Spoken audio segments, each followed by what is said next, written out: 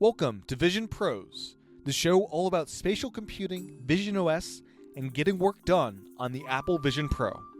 I'm Tim Chatton, host of the show. Hello there, and welcome back to another episode of Vision Pros. Joining me today on the podcast is Tom Rettig from the Spatialists, and you can download their app, the Prima Immersive app, in the Vision OS App Store. And this conversation is very much a free-flowing conversation about their app and the video production pipeline. Their app is all about bringing you musical performances in spatial and is by far the highest quality of any of these immersive apps, including Apple's, that I've seen so far. Their pipeline, their encoding quality, their delivery mechanism, all of it is first class and competes even with Apple's immersive content. It is fantastic, and I'd really encourage you to download the Prima Immersive app. And their first episode is what they're calling out, is out now. The Bluegrass Band.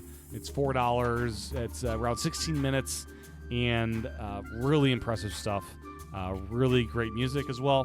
So in this episode, we're about to dive into kind of the origins of this app, kind of the pipeline, and everything in between. So lots to dive into, and I hope you enjoy it. If you'd like to support this podcast, you can do so over at visionpros.fm/Patreon, or you can just subscribe in Apple Podcasts, and that'll get you early access to both iPad Pros and Vision Pros. And my great thanks to everyone that supports the show. Another awesome way to support this podcast is just by leaving a review in Apple Podcasts. If you have not yet done that, please head over to Apple Podcasts and spend just a minute or two writing a review. Those reviews help others discover the show, and every review is greatly, greatly appreciated. With that, here's my interview with Tom. Enjoy. Welcome to the podcast, Tom. Thanks for having me. Absolutely. So, lots to dive into here. And, we're going to dive into the Prima Immersive app and kind of the video production side of things. But I'm first just curious on your background with kind of VR headsets and this whole space. Like, how long have you been interested in, immersive video and all of this? Well, I started my career in gaming way back in the 90s. And there were fledgling VR capabilities back then. Yes. And they were intriguing. And I had an opportunity to experience a bunch of them. And I've always thought that VR held a lot of potential, but often what I was seeing, I was not overly impressed with, not enough to really dive in. So, but I conceptually, I've always thought it sounded very interesting. And when the Vision Pro came out, or as it was announced and preparing to come out, I thought, sounds like a really intriguing device. I'm not going to plunk down $3,500, but I want to go see what Apple's doing.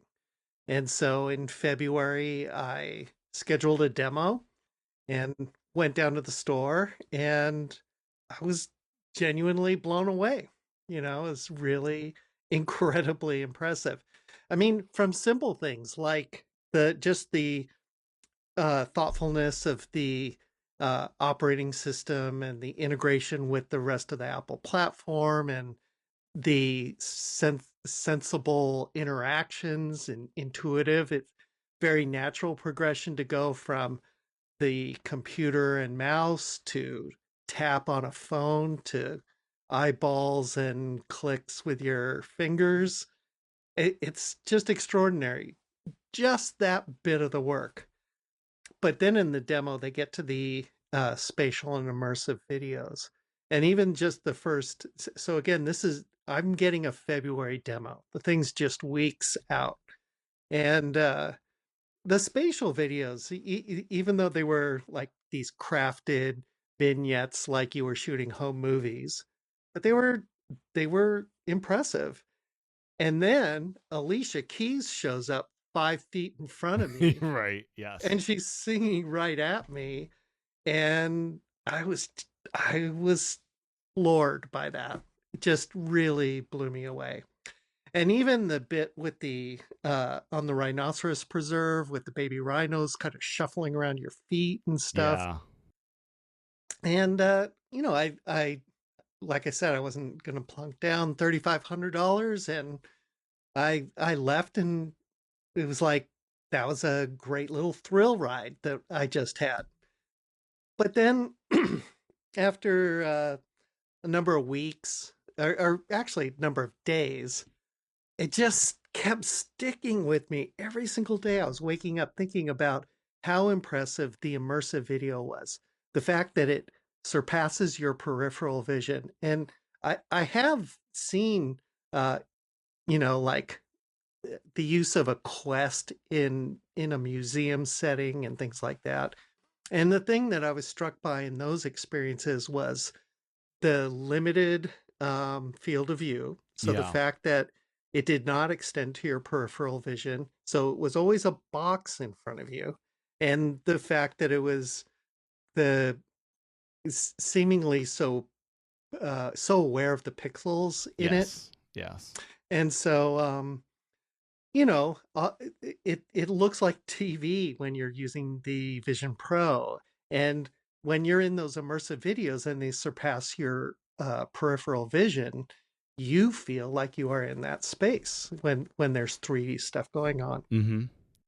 But the two things, the characteristics that really stuck with me were the sense of presence and actually intimacy. So with Alicia Keys, the fact that she was like, you know, a little more than arm's distance away from you, and then those rhinos were like right, like I felt like I should have felt them touching me. They were so close, and so that sense of intimacy of this experience of something so up close. These were the sort of two takeaways I had. Now, I have this most of my career is in tech, but aligned with music and audio in some way. Okay. Yeah. And in fact, my degree is in music. And so music Likewise. has, Yes. oh, really? Yeah. Interesting. Yeah. Cool. Composition, but yeah, music. Yep. Mine as well. Yep. So, Yeah. uh, so in any event, music's always been a huge part of my life, and I've done a lot of work as a recording engineer and as a producer. And in fact, when I was in games, I ran the sound department at Broderbund. Mm-hmm. Yeah, I actually established it. We had the first game, Prince of Persia, that fully took advantage of the Sound Blaster card. Yeah. I mean, audio and music's really been a big thing for me. And so uh, all this kind of settling in my head, and I thought an intimate small ensemble music performance would be the thing that I think would work particularly well in this space. And and um and I felt like acoustic music in particular, because there are ways in which, even running through a board or things like that, there are ways in which it there are layers of uh, interference between an audience and Mm-hmm. a performer.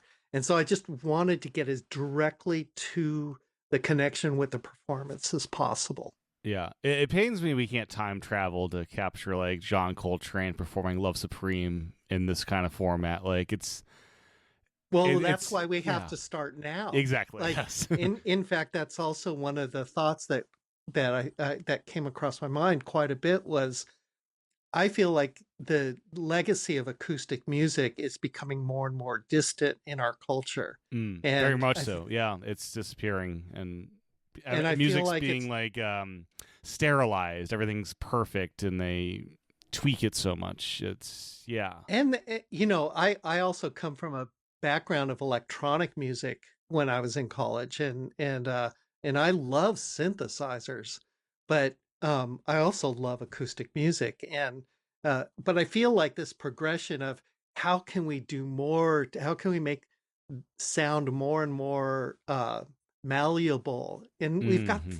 fantastic tools for doing this, but it has gotten to this point now that um, people don't really think about what comprises the music playing, Right. the And instrumental performance in yeah. music now. It's all largely about the personality of the singer. Mm-hmm. And synthesizers, like historically speaking, they're instruments. Like you buy this thing and it's set up properly, and Jerry Goldsmith would have them integrated into the orchestra as a instrument performing live with the orchestra, and it's part of the creation process, not an after thing you throw in afterwards kind of thing. Yeah. Right, but now with plugins and everything, Mm-hmm. like Yeah, audio it's is a different thing. Yeah. it's completely plastic. We can do anything with it now. And as a consequence, people do such fantastical things with it that I think it's divorced it from the sense of playing an instrument. Very much so. Not Yeah. 100%. We still have the guitar heroes that people love and things Mm-hmm. like that. But Yeah. like when was the last time you thought about, a great sax player? Speaking of Right. Coltrane, I Yeah. mean, even in rock, like you think about the sax solos in old Pink Floyd stuff, nobody really thinks about that kind of stuff anymore. No, not really. I mean, yeah, it's kind of sad. Like the heyday of jazz it's gone, and like you have people performing jazz, but it's just not the same. Yeah. So I mean, I am potentially exaggerating this from some people's perspective, but I do feel that there's an element of this in which the technology has created layers between the performer and the audience. And I wanted to strip all that away because of this sense of presence and intimacy that the platform provides. And so that's the reason that Sessions is intended to be a series of acoustic small ensemble performances. Yeah. I hope you or people others similar to you in your space get a chance to capture like Yo-Yo Ma and some of the greats out there. Because Yeah, it needs to be done. Yeah. I mean, I hope that this episode one serves as a kind of calling card to be able to access, you know, m- more and more accomplished mm-hmm. players.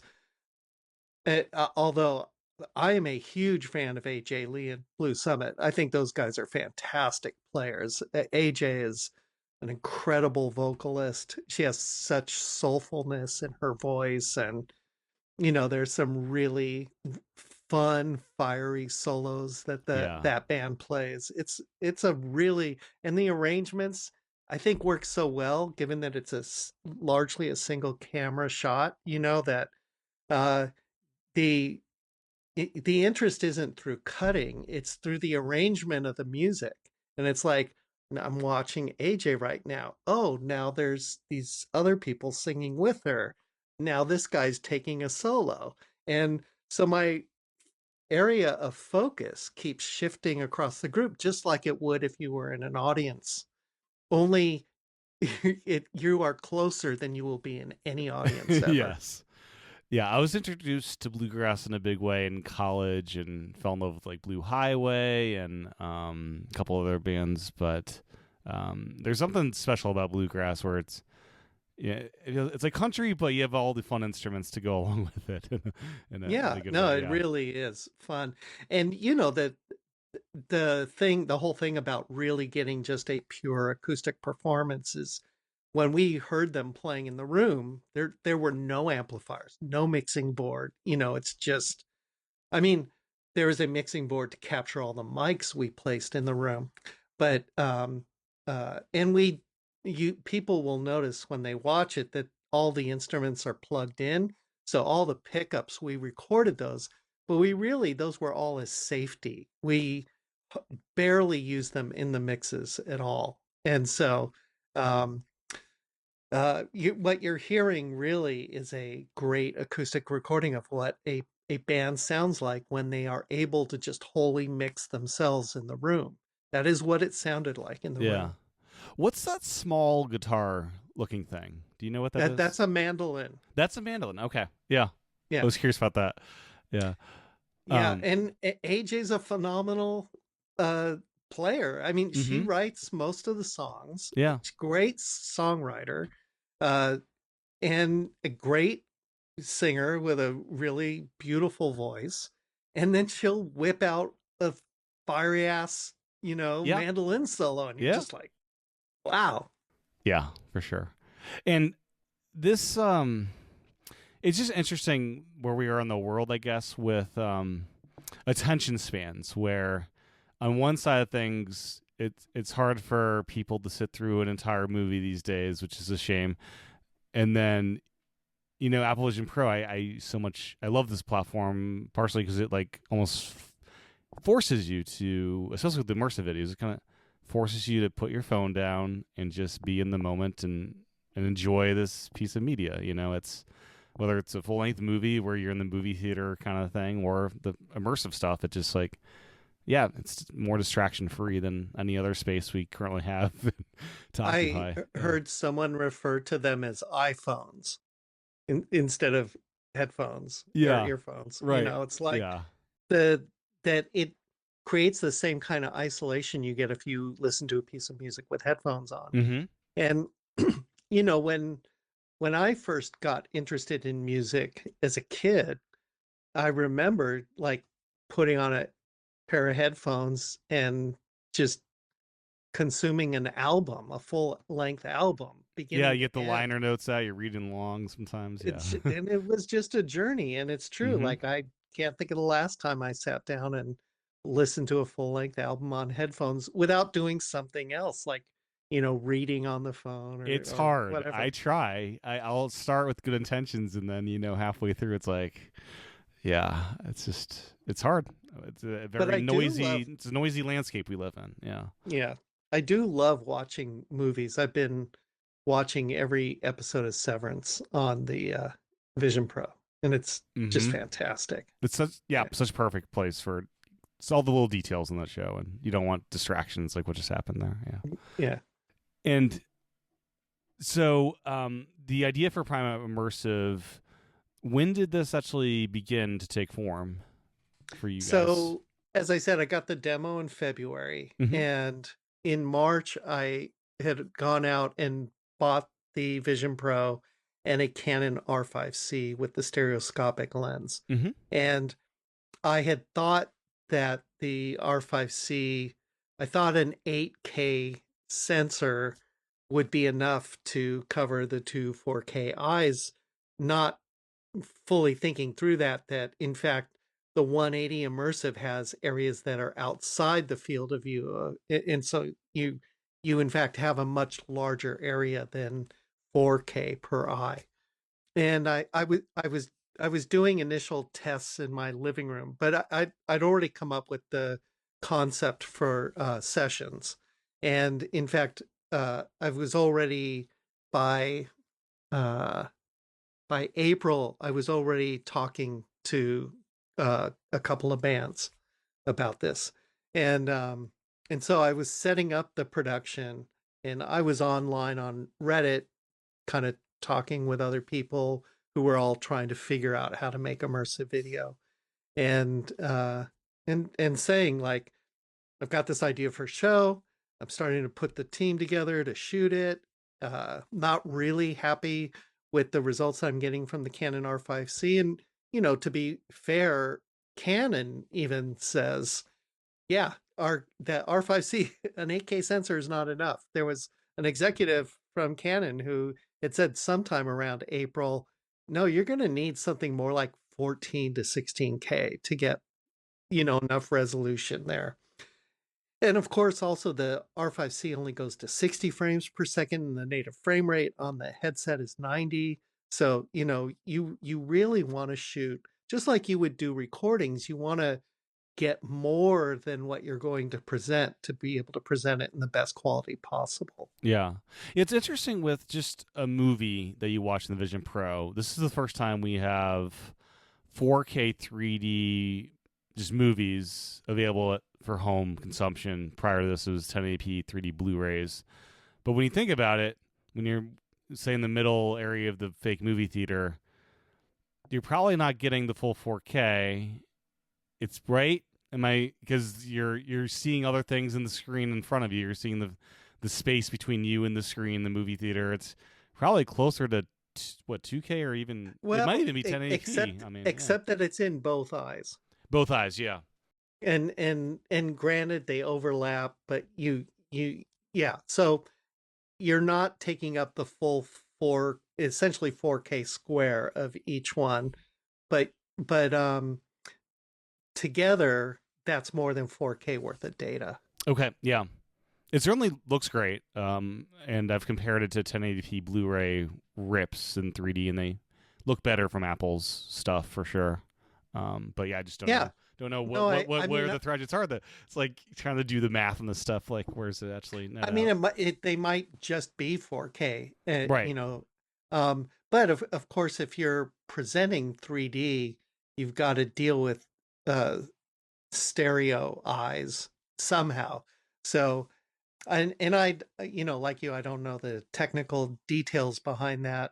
I do think that there is room for the visual quality to get a lot better, but I feel like Apple set a bar at which the experience is so gratifying at this point. The fact that it fully covers your field of view, the fact that it is TV quality, and will just get better over time. And we can now build to this and make a body of content from this point on. In fact, from the release of the Vision Pro on, that should be able to sustain for many, many years. Like I believe that this first episode of Sessions will still look great on subsequent headsets, a few Yes. years It's out. not like pulling up a PlayStation VR1 and trying to enjoy one of those games today, which once you get immersed in Right. it, you can kind of forget, but it's once you turn it's kind of rough going back to early VR. But this feels like a good foundation for it looks great, and I don't think once we get the headsets with 16K per eye, it'll look better, but it's a good baseline for sure. Yeah. Have you considered in the future like partnering with this same artist when she's doing like a full album release and trying to capture like an I album mean, recording? I think there's the possibility for that, but there's this whole attention span thing that you were speaking to Mm-hmm. earlier, and uh, I I I actually think a 3-song video is a really kind of nice bite size for right now to Mm-hmm. start, like a little visual EP, um, and I think it's a good way to start, but I love classical music, and I do hope to record classical music at some point. I wanted to um, get song oriented styles of music to start with, because I felt like there's a basis there for a greater commonality of interests.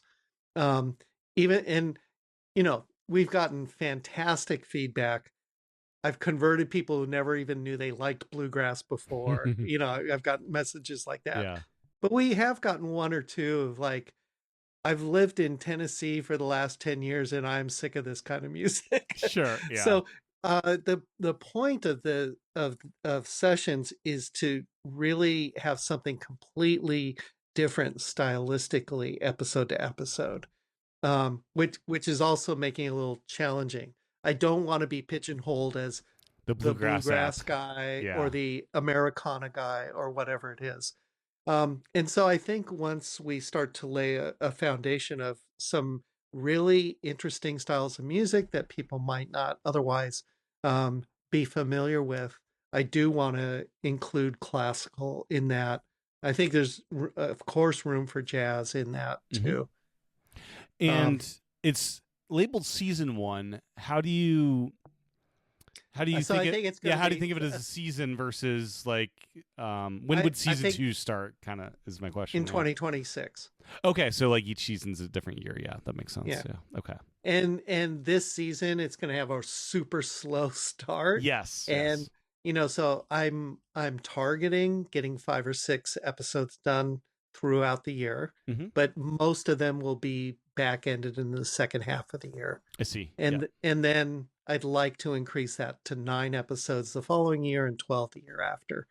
um, and I hope we will start to introduce other kinds of things as well. But there is a period from the introduction of the Vision Pro to a a a there's going to be some inflection point that happens where it has a greater volume of people and people who are using it more regularly.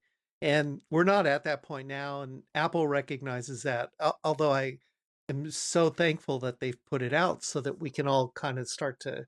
This is a very new medium, and there's a lot to be figured out. It was non trivial to make this first. I thought in my head I was going to knock it out with a Canon in a few months. And, you know, of course, I should know, having done as much software development as I have, that that wasn't going to be the case. So to just get to the setup point, you did a lot of at-home tests, and you found the Canon wasn't right. Like, what was the experimentation process to get to where? I invited friends who were musicians over, and a friend of mine lives nearby. We've worked together before in the past. He's really well known throughout California for doing live sound and live recording. He's the house engineer at Berkeley's Freight and Salvage, which is a really beautiful venue for presenting roots and world music. And so, you know, Brian and we've just known each other for years, and he was one of the first people I reached out to, and I told him about this, and I had him go down to the Apple Store and get a demo, and it immediately clicked for him. He understood, and so he and I started doing the tests here, and we were nailing the audio. The audio always sounded fantastic, but the you know, it's and I don't have a huge amount of experience doing video. It's all hobbyist stuff, and so you know, I had some lighting, but it really wasn't sufficient.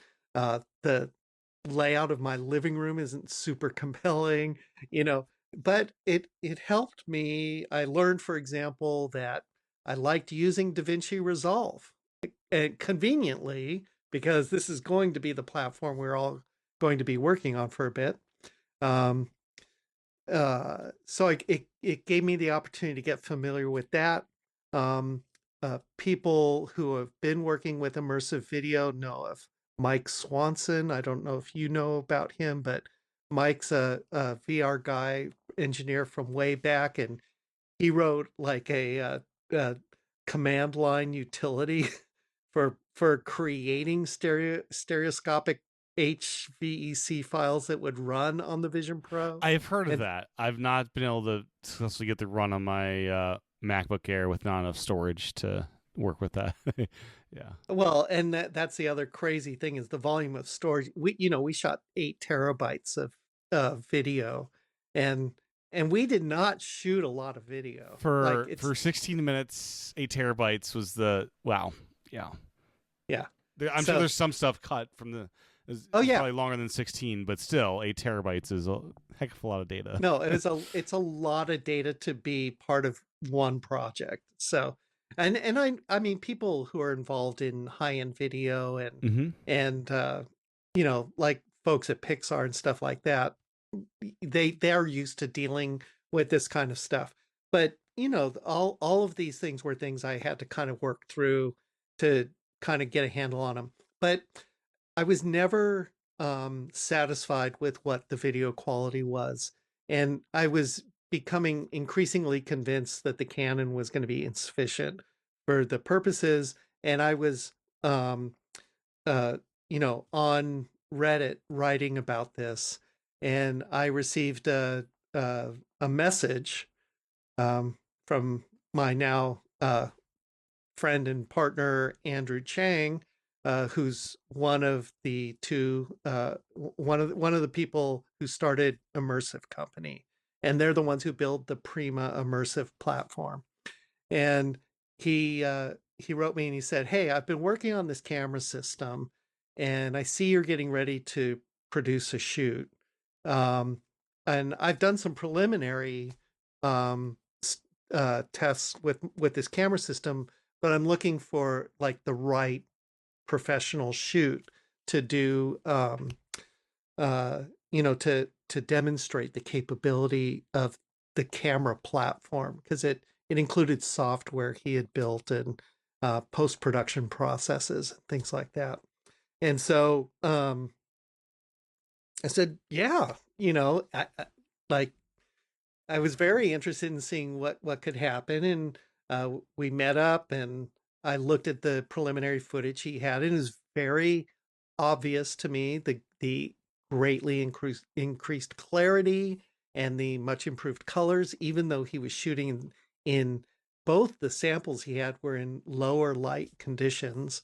And so we're planning to do this in a environment that is very well lit. So we just agreed to partner on doing this first shoot together. And so he had plans to tilt up Immersive Company. I was tilting up the Spatialists. We were focused on production. He was focused on platform.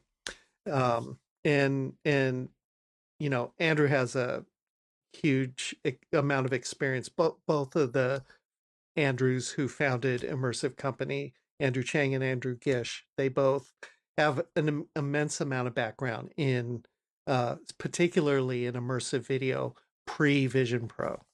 Mm. And the camera setup he's brought to the table, is it something off the shelf, or is it something like two cameras stitched together that it gives you the higher resolution? I'm under Or non-disclosure. Non-disclosure. So, Okay.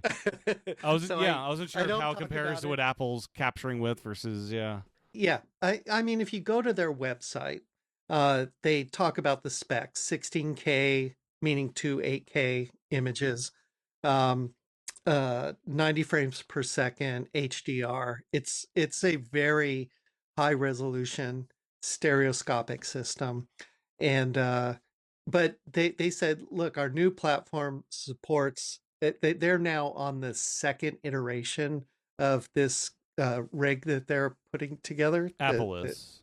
Um, Or your Immersive partner. Company is on there. They're on what they call the Immersive Camera 2. Oh, I see. And Gotcha. Yep. and so they've got a second system that Mm-hmm.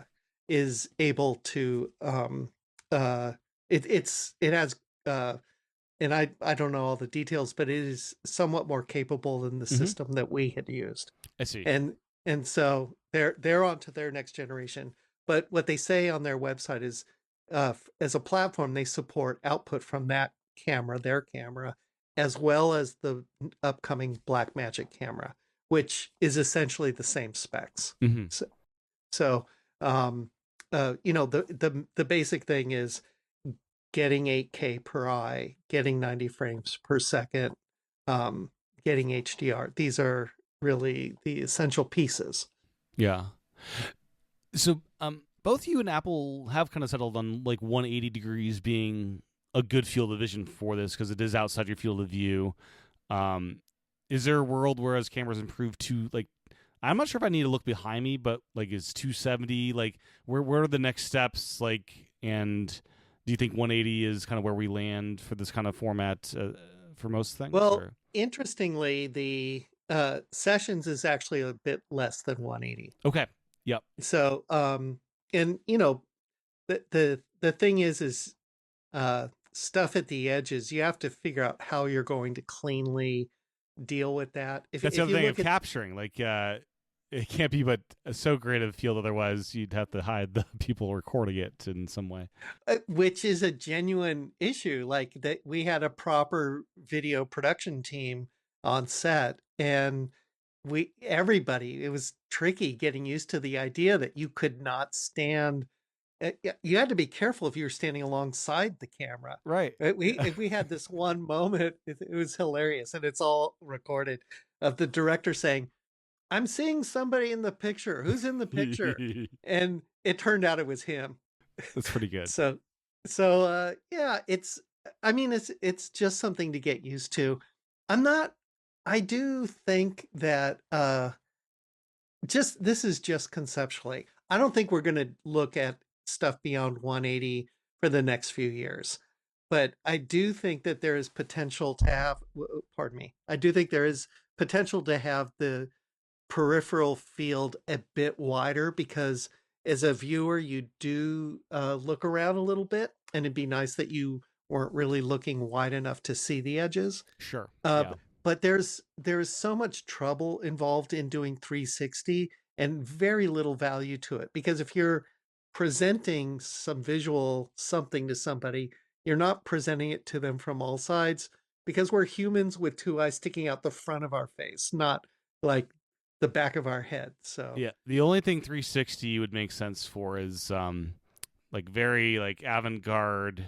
Like in college, I did this performance where I had like musicians on all four corners of the room playing, and like stuff like that would be a cool thing in 360, where you're looking at all the performance or musicians across the entire room that are surrounding you, kind of thing. But it's a very yeah, rare thing. Yeah. I've heard of someone doing a video of a choir that was encircling the camera, and with an ambisonic mic, and a, high order ambisonic mic. So I do think that people will experiment with that, but I think there's a lot of value to the 180 VR presentation. Because there really is something like, as I've watched more immersive stuff, it's good that you can look around and stuff, but really the center of your vision is kind of where you, I think, should mostly stay, because that's kind of where the director probably wants you mostly,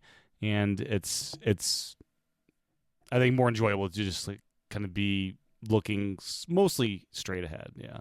It's tricky, because if you have things out into your peripheral vision, you have to then think about the cues to get you to look over there. The way we frame the band, you can see the entire band just by looking forward. And so when someone steps up to solo or be featured in some way, it's very apparent that person just stepped forward and you look over at them. And by the way, the sound is spatial, so you also know, you hear the guitar coming from over there, so you can turn to look at that. And there's enough in the 180 that you're not turning that much to look there, so it's still within your periphery. I think the format is really great, and I think it'll be very durable for a long time. I noticed the violin or fiddle player was double mic'd. What's the story behind that? Or yeah. It's actually one mic. So, Okay. as I mentioned, they're all plugged in with their pickups. And this is one of the crazy things when we talk about like capturing the legacy of acoustic music. Is it, it, it is it is commonplace now in folk music and bluegrass music that all players have a pedal board, which is just kind of mind blowing to me. So they all have pickups, um, and a pickup really makes for a somewhat more artificial sound, particularly with guitar pickups placed in acoustic guitars, as opposed to placing a mic on a guitar. On the fiddle, he has a pickup on his fiddle, and that's what's plugged in. But we also used a DPA microphone clipped on to the bridge. Yeah, that's So what I there was noticing, and it's you stepping forward into the main mics at times for solos. And I was wondering, like, do you cut the one on the bridge at that time, or how? Yeah. now it I mean, the nice thing is, and the reason we picked the three mic configuration in the front is it's a traditional bluegrass mic configuration. And that whole notion of leaning in for your featured moment, or for singing and backing vocals, uh, I I intentionally picked the mic configuration for that to create a kind of choreography that would make the motion inside the three-dimensional space more Mhm. interesting. Yeah. And so but the nice thing about it is we're not doing a pile of fader moves during the mix. It's kind of set it for an optimal setting, and the band kind of mix themselves. Mm-hmm. Yeah. For the interview, so in between each song, there's a short interview about the song. Did you play around with having the interviewer asking a question and being on with her, or Yeah. Did you experiment at all on that end of things? So the focus of this session was to make sure we captured the music segments. And when all of that was done, we asked AJ to stick around, and we weren't sure exactly how we were going to use that. And so, but the notion was, let's see if we can tell a bit more story than just having a band show up and play 3 songs. And so we the director Velvy Appleton, he happens to have done a handful of 2D videos that are kind of like this, where if people he knows, he's shot them playing some music and then interviews, and that some of the interview might go over the band playing, or it might go, um, you know, with them like noodling on something. So he kind of played with this format, and I had, when I was talking with Velvy, I told him that I had this idea that we should capture some dialogue stuff that we might find a way to use it to add a bit of narrative to what was going on. And so Velvy completely improvised the interview with her. We hadn't had time to really pull it together. We hadn't talked with AJ about it at all. And and we're just like, okay, band, you're done. You can get out of here. AJ, she does changes outfits, put her in a little bit farther down that hallway and readjust all the lighting and everything. And Yeah, it does showcase daytime lighting versus it's nighttime for the interviews, and it still looks just as impressive. I'm sure that it's great lighting, but you're dealing with nighttime environments where there's not the outdoor lighting to help out. Right. In fact, in the first scene, the outside lighting's too much. Like we have too much sun, and we had it was beautiful all day long because it was a bit cloudy, so we got a lot of light in, but it wasn't streaming sunlight, which is what we have on the first song. And it's fine. I think we've done a good job with uh the um working the color for the whole piece. And I don't find it distracting, but I do prefer when the sun was not streaming in that hard. All the rest of it I think looks a bit more beautiful. But this is one of the things when you're operating at a super high frame rate, is that means the shutter is open for a very much shorter amount of time, and it takes a ton of light to to make that work. I mean, when the sun had gone down, and uh when the trio performs, it's the second song, but it was actually the last song we recorded, and at that point much of the light had gone for the day. And both Velvy and the director of photography, Donovan Sell, both of them felt like they were struggling to get enough light for that point. Now they weren't. We actually, it turned out to be really perfectly lit, but we brought a full lighting truck in. We used every single light on that truck, and there was an immense amount of light in the space, and it's just necessary, I think. Yeah. Do you have any way of previewing it in the headset as you're capturing it, or you need to do post processing work to even get it presentable to the headset?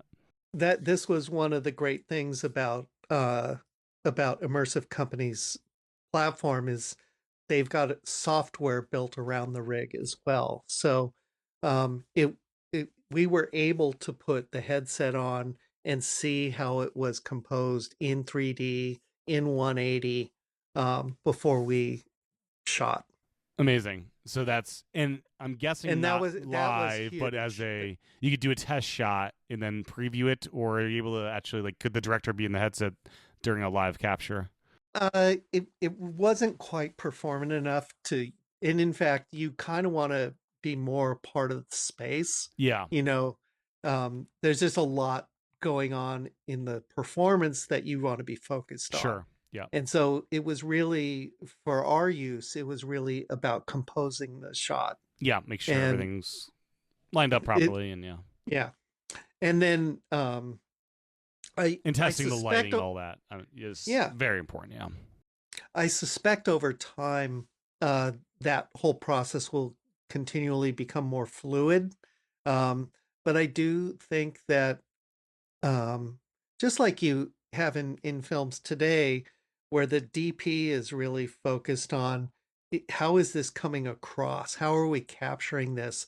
And the director's really in the space, making sure to get the vibe happening right. I think we're always going to want that. Mm-hmm. One music group you should try to get after is find some drum circle that's just like kicking in all cylinders. I think a drum circle would be just a lot of fun in this kind of format. I have thought about taiko drumming, Yeah. which is They get the mallets. big Yeah. Japanese uh, drums that are played by a group, and uh, And there's a big the there's energy to that too, where they're like, yeah. it's kind of huge, yeah. Um, Now there's a trick with the Vision Pro that the native speaker on that most people probably use to listen to Mm-hmm. has no meaningful bottom end to it. And I don't, it's really hard for me to know how many people use um, AirPods with their Vision Pro, which I personally do, but if I'm home alone, which in most cases not the case, my daughter's like sleeping like next to me in the bed or whatever.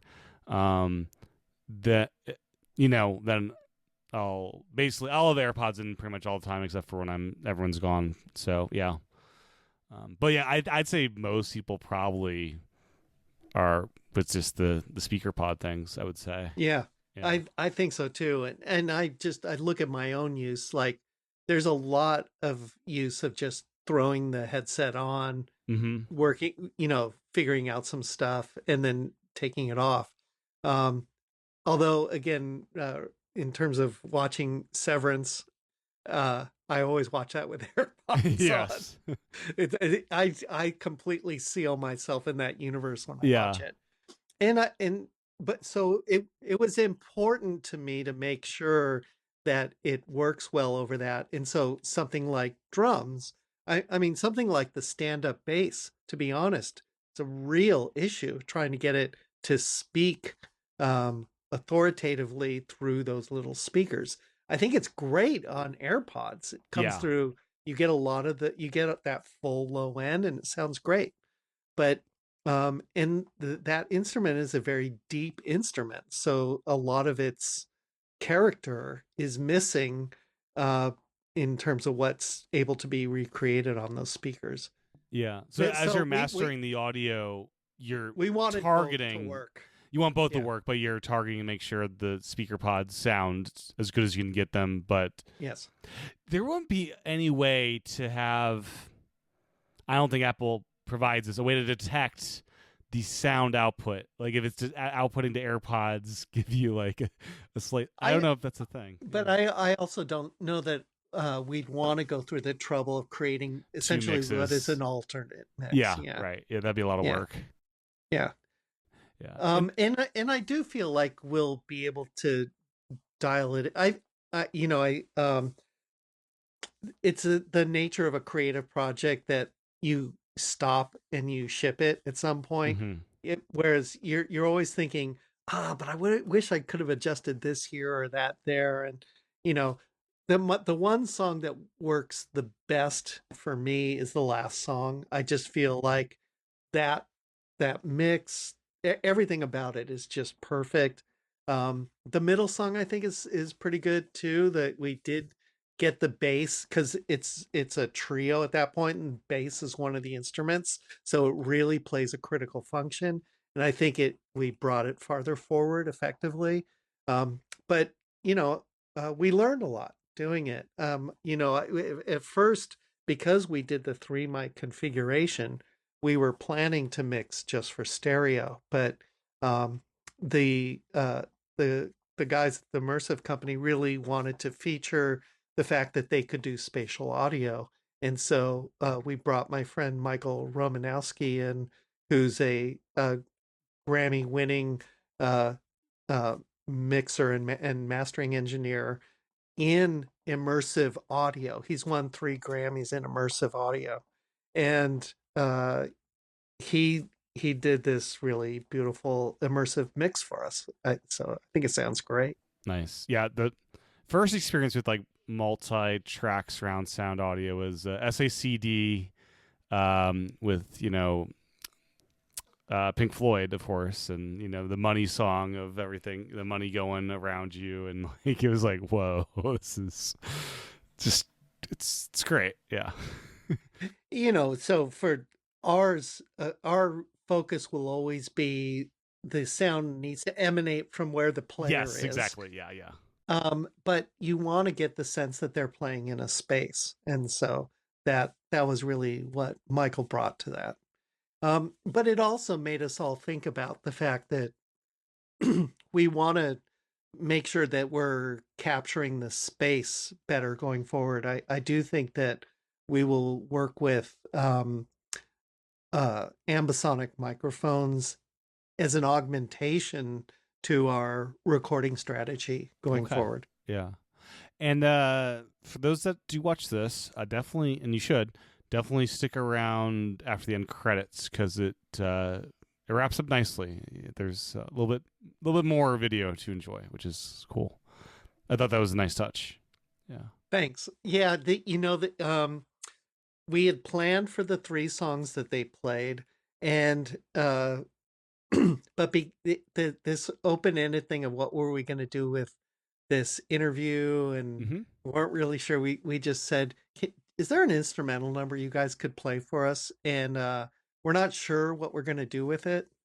And so there's a fourth number that they played, which is basically the music you hear at the beginning, the music you hear at the end credits.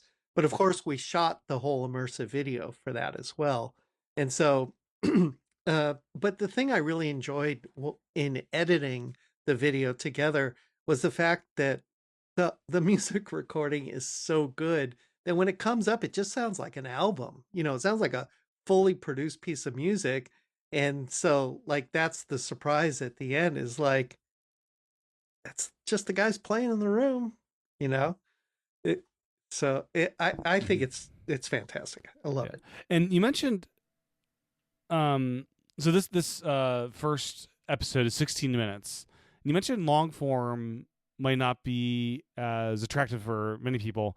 And Apple's kind of settled on that mostly as well. Well, in fact, a lot of the Apple pieces are 5 or 6 minutes. In fact, more of them are that length. I frankly think that's too small, but I also think that a lot of the Apple pieces are essentially demonstration pieces. I think it's great that Apple spent the money. They kind of needed to, in a way, to be able to have this partnership with Blackmagic and figure out, how do we tell people how to make these. Um, uh, Josh Tidsdale, who is he's on the Apple developer support, not support, but developer relations team. He spoke at NAB last year on this panel that was on the exhibition floor. And so this is April of last year. The Vision Pro had hardly been out at all. And I'm already trying to figure out, how am I going to make an immersive video? And there's no information uh, in any of the Apple developer No, not materials. until WWDC is when they kind of But even share when they that stuff. start putting some of that stuff out, it's still nothing about that. In fact, I went to the event in Cupertino in November. So they've been holding these um, hosting these 1 day developer sessions in Cupertino, and they're broadcast, so anybody can see them. But it's really great to go to them and hang out. And I sat through a day of this, and at the Q&A at the very end, I raised my hand. I said, uh, we'd love to learn more about making immersive videos, which was what I had said to Josh as well, um, uh, when he gave his panel discussion back in April. And the response both times is, we are working on it. It's very complex, which absolutely it is. And but we understand that we have to provide some better guidance on how to do all this. And I do think the camera, and how the camera is going to work with DaVinci Resolve is going to be a big piece of this puzzle. There was another Apple developer event on February 27th. A bunch of us were at, very focused on storytelling in the space. And they said, we are putting the materials together. They will be ready this year. We don't have a date for you yet, but we're working on it. So they expect to augment the materials that will be provided by Blackmagic with information from Apple on how to think about it from a developer standpoint, how to think about it in terms of the whole production and post-production workflow, all of these things. How to even think about um, what things work and don't work in that environment, which is something that they're very good about talking about in these developer events, of like, what are the affordances and limitations of the platform? And so how do you really focus on the things it is really built to do? Something I ran across, which may sound like a bad thing, but was glad to actually come across. My internet kind of had a hiccup as I was watching the video, and rather than degrade the quality of the video I'm seeing, it paused. I got a little splash screen that said poor connection. You can return to the main screen to download the video, or return to the video, and it didn't let me play the video, of course, because which I greatly prefer to it downgrading the quality, which I don't want to. I quite frankly, immersive stuff, I never want to see it a little bit, right? So I'm glad you guys made that decision. Yeah. I don't know if anything else to say about that. Yeah. I mean, these things, every, like, getting back to this thing about the 8 terabytes of data, all of these things are pushing on the outer edges of what everything's capable of right now. And so it doesn't surprise me. I mean, I've had to uh, install and uninstall and reinstall over and over again. I always download the videos. In fact, when I watch other people's videos as well, I tend to download them before I I watch them. tend to overall, like in the TV apps, like, oh, I'm going to watch that movie, let me download it in advance kind of thing. Make sure you change the settings to make sure it's maximum resolution, because it doesn't default there, which is great in the TV app. The download button, I guess I need to redo my eye tracking, because I was not, it was just always playing for me right away versus the download button letting me actually download, which is probably just Oh, interesting. every like month or two I need to recalibrate my eyes for the headset. There is a play button kind of where the picture of the band is. And then Yeah. if you scroll down, there's the two separate videos. There's the full length and the trailer. And so you clicked on the arrow on the Yeah, right. I did. Yeah. Yeah. And it would play. So I maybe my eyes were Interesting. just need I mean, recalibrated. the Yeah. good news is that when it's playing, it's downloading, and then it's going to keep it for the next time. Oh, Anyway. interesting. So if you play through the entire thing, it is then locally on your device at that point. Yeah. I like that. That's smart. Yeah, I have Yeah. the terabyte model. Like, plenty of room in that thing. Yeah. Oh, yeah, me too. And which was crazy. Like I knew I was going to generate a lot of data, and so I bought a terabyte version, and now I'm like, what am I going to do with all this space? It is really. I suspect once there's a lot more immersive video Yeah. content, it'll fill up.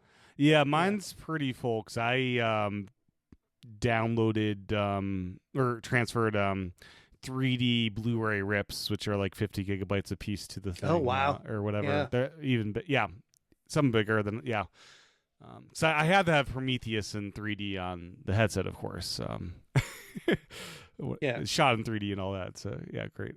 Anyways, and then monetization, I'm curious about. So this is a $4 purchase for episode 1, and you mentioned, in the years to come, you hope to have a more frequent rollout, like eventually one per month. At that point, like at one point, does subscription make sense, and how would subscription work amongst multiple artists? Yeah. Are you able to like do telemetrics on like this video is watched more than the other ones, so they get the more of the money, or how's that? Yeah. Yeah, so all that data is available, but the original thinking around this is a subscription platform needs a lot of content to make sense as a subscription. Because the other And thing you would run across is you subscribe, and then if you watch it all, you could just cancel the subscription, and you just paid for a single month for everything. Yeah. yeah, and I mean we but the thing is would you subscribe to a platform that had a couple of dozen pieces on it? And you probably wouldn't, No. you know. And so, but on top of it, I think there's also subscription fatigue, and that was as big a driver in this as does the platform have enough volume for subscription to make sense. Right. And so, but both of those things are factors, and in this current setting, it made the most sense to just make it available. We did discuss, is it essentially a rental versus a purchase? And it's essentially a purchase, so you pay once and you can watch as much as you want. um, I don't know if we would look at a rental kind of scenario where you pay once and watch it and it goes away, but for right now, that's the model we're using. It felt like the $3.99 price made a lot of sense. I mean, if you think about people when they were buying songs to download on iTunes back in the day, Mm-hmm. you're paying 99 cents or $1.29 if it was higher quality. And you're getting 3 songs here in the most amazing immersive video you've ever seen, you know? Yeah. So I think No, the it's a price good value. is the price is $4 it's the right price for what it is. It'd be rental would be intriguing. I don't know. It'd be like a slightly lower rate for you have 30 days to watch it than the 48-hour period after you start and it expires, whatever the standard is. But I do like owning it where I can come back. In music, you do revisit music. I mean, Yeah, very true. And I think that's a great advantage of making music pieces is um, I've probably watched this thing hundreds of times at this mhm. point, both in the editing process, but also just I enjoy it every single time I watch it in immersive. Yeah. Now It's another monetization angle, perhaps, would be buying a season, either after the season's done, or even I don't know if this would be technically possible if Apple would allow this, but I know when you like pre-order a music album, sometimes they'll give you a couple tracks early, then the rest come out later. I don't know if you could pre-buy a season and at just a bundled rate where it's slightly discounted from individual purchases, and as they come out, you'd get like that year. Or that's where a subscription could make sense, where it's not a non-recurring subscription, if that makes sense. I don't know, where you own the stuff, like, but it doesn't. Yeah. but I still think in a way people are going to just want to make the individual decisions. Like even if 12 Based on genre of music, almost. Yeah. I mean, like I said, like there were 2 people who wrote, and they're like, I just don't like bluegrass, you Sure. know? Yeah. And so it's like, yeah. So, but um, I think this is as much as we're going to do for now. Mm-hmm. I think there's room to revisit. Um, is the price point right? Is it $1 more or $1 less better? Does it make a difference for people? But I think it's a fair price. I think it's a I wanted it to be a price that people weren't going to be like, $10. Do I It needed to be low enough that it was kind of like, oh, this sounds interesting. I'll just get it. Yeah, for sure.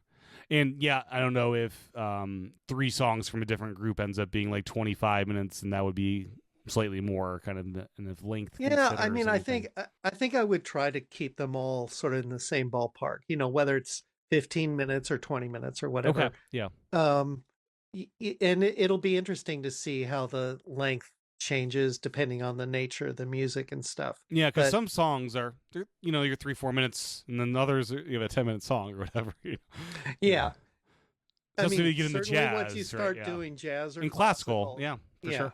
you're starting to look at that. Yeah, and then the users of the app.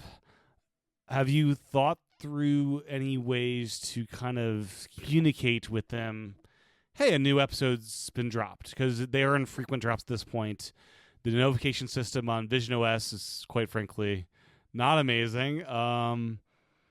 Yeah, I don't know, and you don't obviously have emails of anybody. Right. What's the yeah? Do you have any ideas with that? I do think there's value in there being more content on the site because every time you go out and promote that you've got a new piece of content, it's going to bring people in, and it's always an opportunity to bring new people in. There's this kind of new promotional event happening, and then they'll see the other. Well, I keep doing that. Yeah, I got to all stop good. doing that. They keep they'll keep revisiting and seeing that there is other content, and then that may prompt them to do it. I don't know if there is a feature in Vision OS like there is, of badges in um, I have seen a iOS. badge on the settings app at the very least, but I'm not But I sure if think I've seen it that on could be, third-party apps. Yeah. I think that could be, I mean, in these early days, that'll be useful. But once you get into content in the dozens or hundreds, it's going to be pointless. Right. But at that point, you'll treat it more like Netflix, anyways, and you'll be like, oh, I want to watch something. I remember there's this thing I haven't seen yet on Prima Immersive or, Yeah. whatever it is. So, Right. Yeah. Yeah. And if you get a better sense of a release schedule, if you had, I don't know how hard it is to predict how long stuff would take, but having some sort of calendar for the upcoming year, here's here's our roadmap, and having in the app like a schedule of a release schedule almost yeah, would be interesting. too early to Too do early right for that, now. but yeah, I'm just thinking of I mean, ideas to right, right. for people could The kind of notion right now is it'll be slower in the first half of the year. It'll be more in the last half of the year. yeah. And then I really do want to get to the point where we're releasing monthly, so I want a regular cadence to it. I think it would be great if the Prima Immersive app had regular weekly things or even daily things coming out so that there's a reason to keep going back to the app. Um, and, it just takes time. Again, I started thinking about this in March of last year. We were very optimistically hoping to shoot in July. It ended up being August. We had hoped to release in October or November. It ended up being February. But there were the first pass through, there were many more questions to answer and solutions to provide. This next time it'll go faster. There's no question it'll go faster. But and there'll be a ramp where it'll start to be just and our shows will the session series will do a single shot basically, bring a group in, shoot them in one day. And so we should be able to um really get the post production process tighter so that we can come out much closer to the shooting date. And I think we will see that in the end of the year. And that's what will make us confident about doing more in a subsequent year. What I assume they're Macs. What Macs are doing the actual encoding? Are you guys tempted at all by the M3 Ultra? Well, I did have to go out and buy a Mac Studio to Mm-hmm. do editing work. Yeah. and I wasn't doing like the heavy lifting of encoding. Yeah. Um, so Immersive Company has a bunch of machines set up to process Hmm. data. Yeah. So, Because that's got to um, be quite, putting the Macs to the test. I mean, when we first started, and when we first started talking about it, there was one machine. And it's like it's going to take a few weeks to process this Right. thing, Yes. and we're like, damn. Now, fortunately, they have a bunch of machines, and Hmm. and so we can start to move through material more Yeah. quickly. That's good. Yeah. And I just have to convey, just it looks better than Apple's immersive videos from what I saw. Like I've watched all of Apple's immersive stuff. There's some special magic sauce. I believe you mentioned on the website, like you have a special encoder that's built for immersive. Is that's a big part of it, right? Yeah, I mean, look, the guys at Immersive Company are really doing some uh, amazing leading edge technology right now. Um, the thing is this is all like I said before, all of this stuff is coming up against the limits of what's possible. And so some of the comparisons might be that a lot of the Apple work got done earlier, um, and I think I can't remember the title of the latest release with the rock climbing. But that one looks nicer, and so I I think there's going to be this kind of uh leapfrogging thing that will happen. This gets back to the important thing is that Apple built a platform that really sets a bar for being able to do really high quality material. And so it was really important to me to be able to produce something that felt like it sat on the same level as the material that Apple was producing. And I always appreciate when people say it's it's better than Apple. I think that there's a lot of factors that go into what makes something good or better or whatever, and not all of them are even technical. And so I really appreciate the compliment of it, but I feel like there is this higher order of what the quality needs to be. And I think that we're going to be seeing more, particularly with the release of the cameras from Blackmagic, going to be seeing a lot more stuff at that level going Yeah. forward.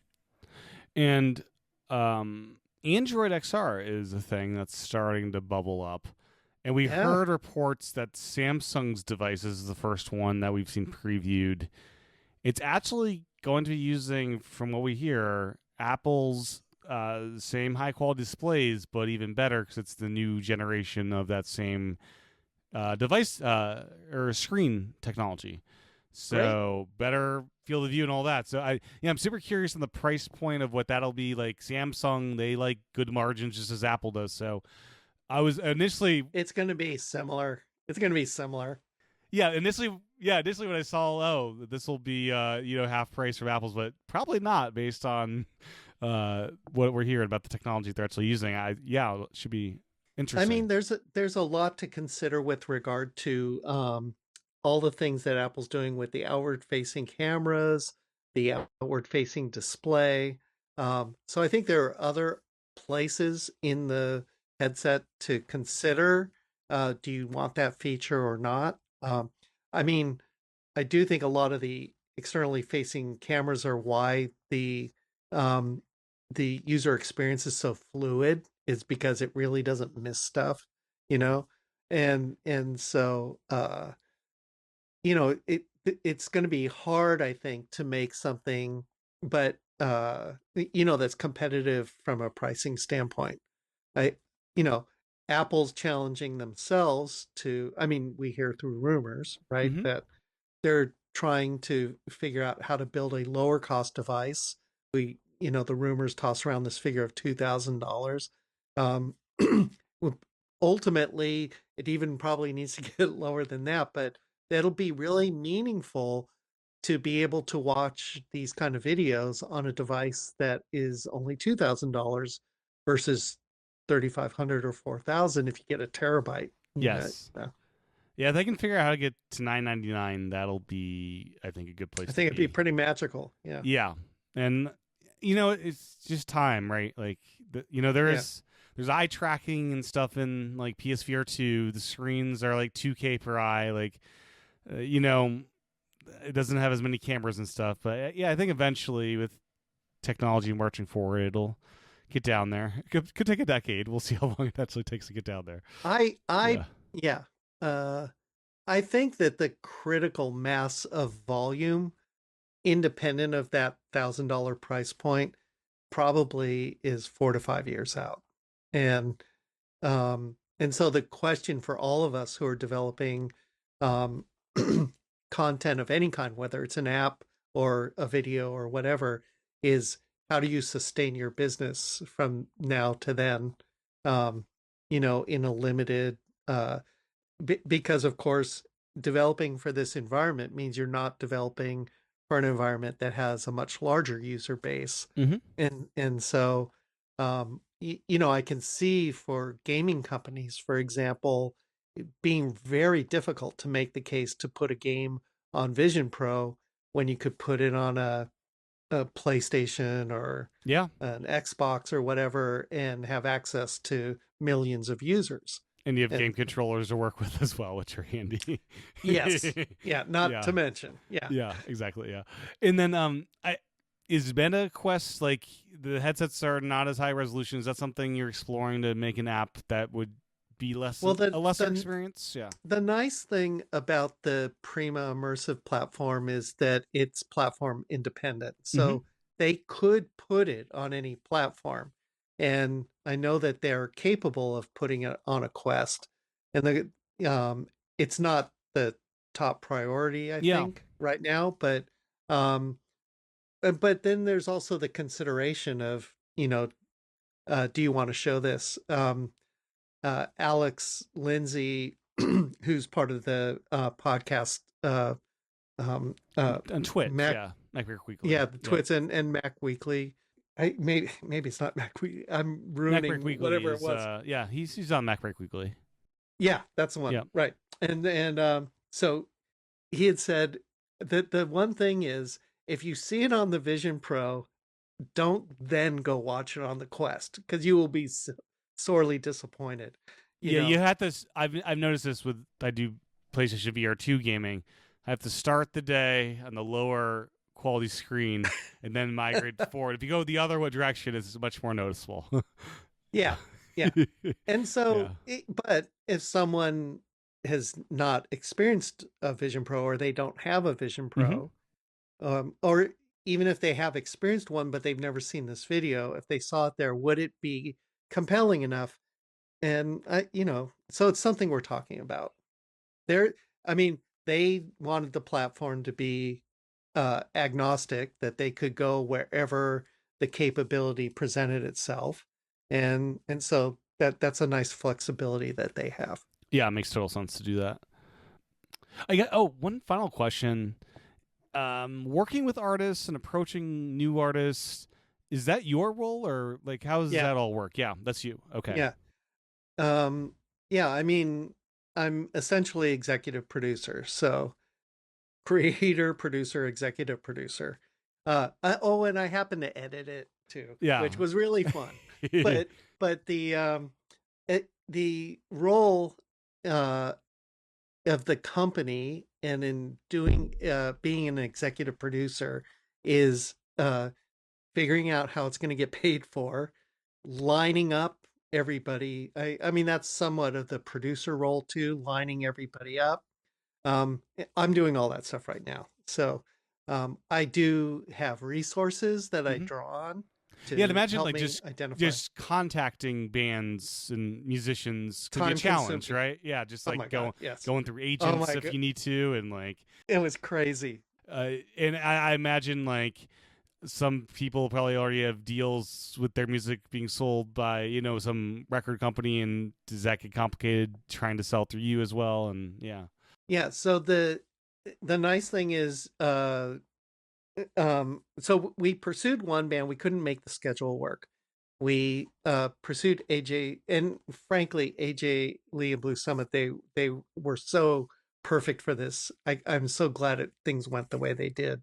Um, in fact, their manager is friends with Velvy, the director, and so Velvy's like, "Oh, I don't know why I didn't think of these guys before. We should." And we reached out, and they happened to have a gig in town. They were going to be here the day before the gig, and their bass player lives in North Carolina. The band's based in Santa Cruz, but so it was all kind of focused on this one day, and it was touch and go while we were talking about it and trying to schedule it and everything. So yeah, those dynamics are non-trivial. Yes. And we haven't even gotten into anything technical at that point. Um, but the nice thing is, they wrote they write their own songs, so that simplified licensing to an extent, and yeah, so challenges, but very doable. Hmm. Yeah, nice. Well, anything we didn't cover that you'd like to before we wrap it up? No, I think it's great. Like I said, Tim, I really appreciate you having me on, and uh, I really excited about the medium. And I guess the only thing that I guess we said through implication, I think the thing that's so exciting about this is I really feel like it's a new way to experience music, and um, I'm really excited for that, to be part of a new way to present music for people to experience it. I did I Music's been around for so many centuries, and outside of the evolution of technology in how music gets captured, I just never expected something like this, of like, hey, here's a whole new way to Yeah. deliver it to people. And so it's really fun to do that, and I love doing it because it's what I would want to see. Like, I wish there were 100 of these. I would be happy to just sit back and watch them, you Yeah, know? So, definitely. Yeah, no. I At some point I'd love if you partner with a symphony, and yeah, I know you say short form, but I'd love it, just do an entire just concert, just sit up shop. well, Yeah. one of the challenges with a symphony, I do think it has to be small scale, at least to start. Oh, just the field of view, right? I Yeah. mean, I've talked with a number of people about and to be honest, I want to figure it out, but I think it's daunting. You'd have the And camera like coming down from the ceiling mounted airboard to get the whole stage in some way, but then it's too far away to really get the 3D effect and all that. Yeah. yeah, I mean, Yeah. No. there's a lot of which is again why Sessions is very focused on this 4 to 6. I mean, it could even be fewer people than Yeah. four, but a small ensemble, acoustic, presented right next to you, because I think it's an experience you can't get anywhere The only else. other, yeah, the other approach would be have like 6 of these set up, and you're cutting between the different sections of the Which orchestra. I think there is an approach like that that might Yeah. work, Right. Yeah. but it would take A lot more editing time. Yeah. that I'm worried less about than the experimentation that would have to happen up front to make sure that you were getting the coverage the way you needed it. And you know, I think a similar challenge exists with sports, which I think could be. I think sports shot in immersive video could be a killer app that was an inflection point for the platform. It it is super non-trivial. Like it's there. Fast moving. You don't want to jar people by. Yeah, some sports would be better than others with this stuff. Yeah, like basketball is a smaller arena, and yeah, But and you look at that first soccer piece that Apple put out, and the cutting in it is way too fast, and like it takes you a moment just to figure out where the hell is the ball. exactly. and, Yeah, and so like we've like football, or major sports today, the coverage in video is spectacular. You know, they have you just completely dialed into what's going on all the time. I think we can evolve a language for immersive for all these things. It's just going to take time, and it's not easy. It doesn't follow the same essentially language that we've established in that medium so far. Definitely, yeah. Well, thank you, Tom, for your time. So if you're out there, got a Vision Pro, as you hopefully do as you listen to this, but maybe you're just curious, download Prima Immersive is kind of the search term. Prima. Okay, sorry about that. Yeah, Prima Immersive is the search term you want to be looking for this video we've been chatting about, and many more to come later this year. So yeah, thank you so much. What's the website for those curious as well? Thespatialists.net. Okay. So excellent. Yeah. And I'll link to all that stuff in the show notes as well for those. And thank you. Yeah, thank you. Thank you, Tim. Really appreciate it. Take good care. Well, as my interview with Tom, and thanks again to Tom for recording this episode, but thanks to you for your time and tuning in. Check out the Prima Immersive app in the Vision OS App Store, and keep a watch out for future videos as they drop later this year. As a reminder, you can support this podcast over visionpros.fm/Patreon or by subscribing to Apple Podcasts. With that, I'll talk with everyone again real soon.